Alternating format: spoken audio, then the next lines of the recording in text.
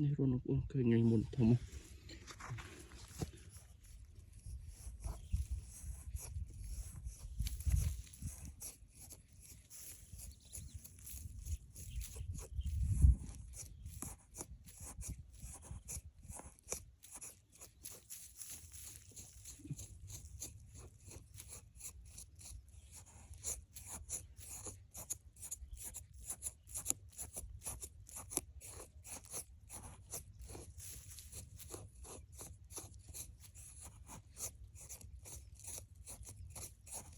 nhựa luôn nhá.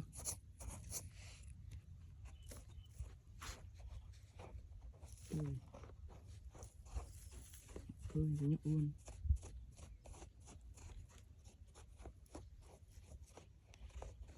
Đi không thông á.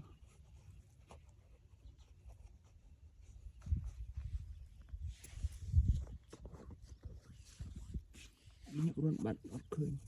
Luôn bữa khơi. Chứ nó thông không.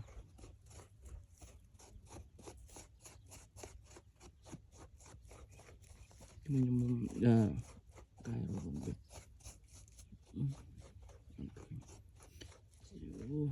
Chơi bà biên bên đấy mình thật là